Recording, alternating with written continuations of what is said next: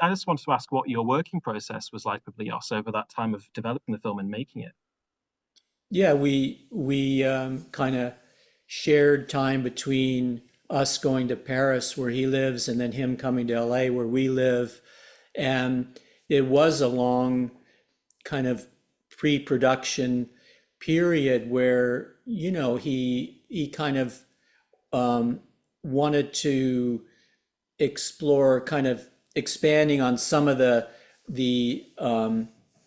story elements that we had in our original version and kind of expanding them in certain ways. And so those discussions went on actually and those meetings for several years after Leos had really, signed on to direct the film. And so, there were scenes that were added that weren't in our original version, like the ending, the abyss was Leos's idea. And so with that idea of the prison scene, he asked us if we could come up with music and then the lyrics to be able to convey that scene that he wanted.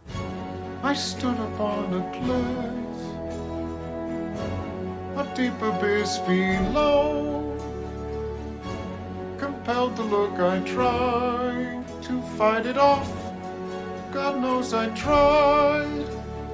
And there were a couple other the girl from the middle of nowhere, that scene where Marion Cotillard is kind of telling about her upbringing and how she got to be who she is now in her character. There was a girl from the middle of nowhere,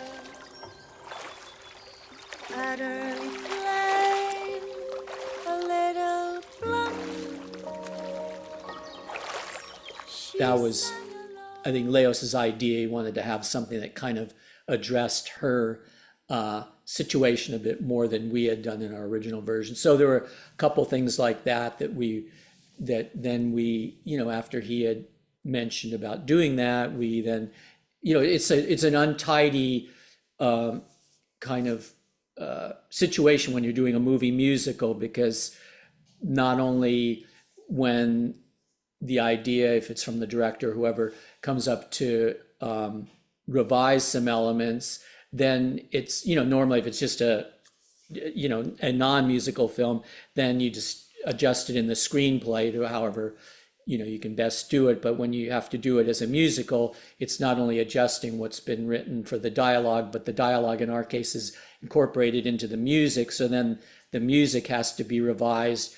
And so that's also part of the reason why the process was as lengthy in the pre-production, because it's kind of is an untidy way of working when there's notes are given about certain elements of the story. We were really fortunate though that Leos was sold on the kind of the basis of what Annette was, that it was a musical that was pretty wall to wall singing, that it was more in kind of in line with like the Umbrellas of Cherbourg, as far as being everyday kind of incidents are things that people sing to. It wasn't a thing where there's like 8 songs that people break into song and start dancing in the street and then it goes back to dialogue. And so he was sold on that, and even just the basic story of the thing,